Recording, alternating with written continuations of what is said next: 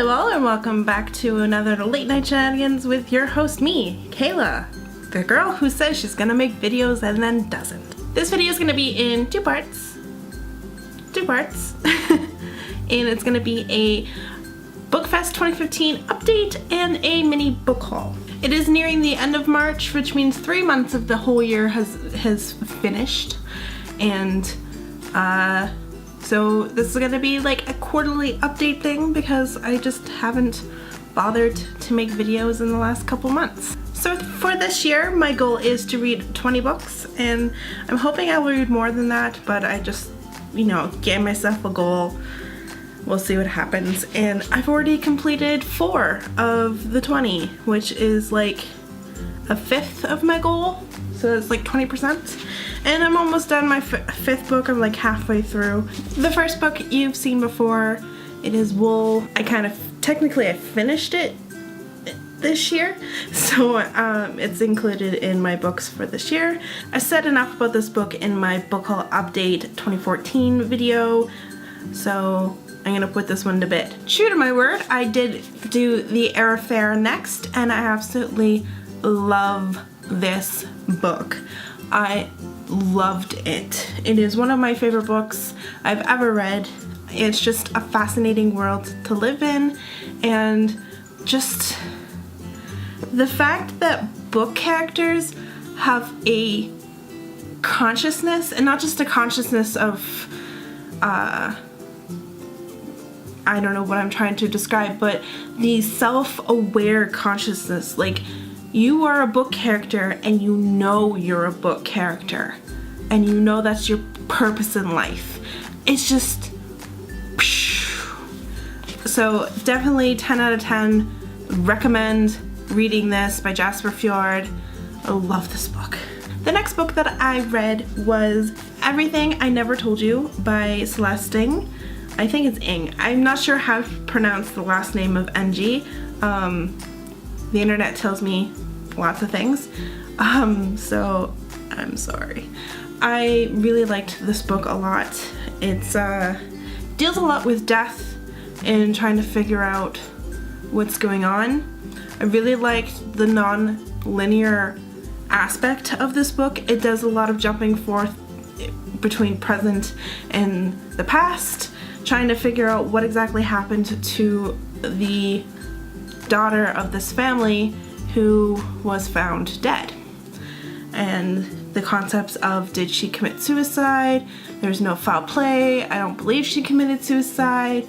What's going on? And it's just a lot of things happening in this book, and I really liked it. I love the way it was written. It was a different way of a book being written, and I just really like it, and I would definitely suggest this book to pick it up and read it a lot. The last book that completes my 4 books I've read this year so far is Interview with the Vampire by Anne Rice, which is, I've always wanted to read this, like start reading Anne Rice. I've tried to read Anne Rice before, I think as a teenager, and found her really dense. I think I started with one of the Mayfair Witches books, I forget which one, but I got really bored with it really fast. So I'm giving it another go. This book, I really enjoyed it. I love seeing the differences between what happened in the movie and the book. Of course, I've seen the movie first, but the thing about this book is that the whole time, I am reading it in Brad Pitt's voice, and I cannot help it. Just because I've seen the movie like half a dozen times, Brad Pitt and Tom Cruise and Kirsten Dunst, it's just, that's the voices that we're displaying in my head. I do have 2 books on my currently reading list bookshelf on Goodreads. I started reading Billy and Me by Giovanna Fletcher. I started reading at the beginning of February, and I just haven't picked it up again. I wanted a more of like a love story for February because of Valentine's Day, and I slipped out of reading for a bit. I didn't read a lot. I did other things. I will pick this back up once I am free from school. Not to say that I'm still not reading a book. The book I'm currently reading right now is the second book in the Vampire Chronicles, The Vampire Lestat by Anne Rice, and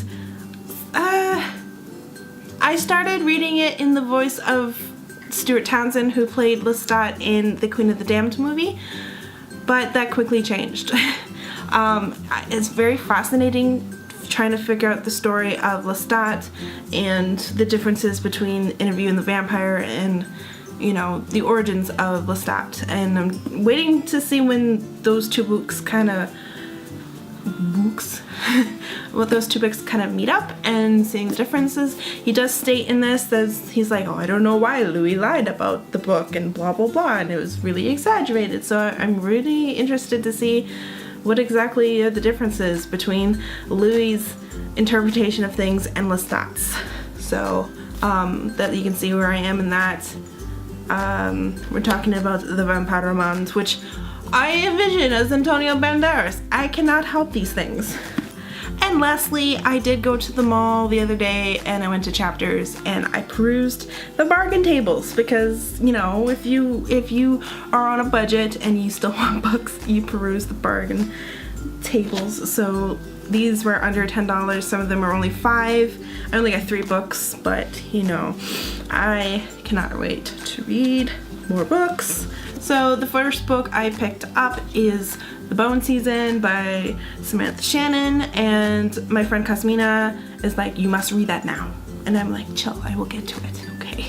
I've heard a lot of things about this book. I first heard about it from a book thing. It was a book video by Carrie Hope Fletcher on It's Way Past My Bedtime, and I like the book jacket description, so I will be reading this sooner rather than later. The first book I did pick up before The Bone Season was, I just saw it and I'm like, yep, I'm taking it. It's only $5. And it's called Blood and Other Cravings. Original Stories of Vampires and Vampirism by today's greatest writers of dark fiction. It's just a book full of short stories all about vampires and vampirism. Can you tell why I picked it up?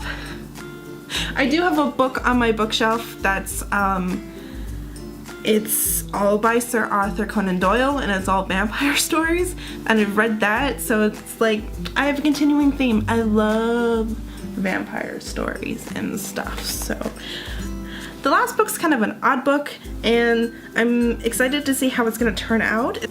It's called The Night Gwen Stacy Died, and of course Gwen Stacy is from Spider-Man. It's by Sarah Bruni, and basically it's like, it's not in the Spider-Man world, but it's like the Gwen Stacy of this book is supposedly the girl that the comic is based off of, but this is like a totally fictional thing.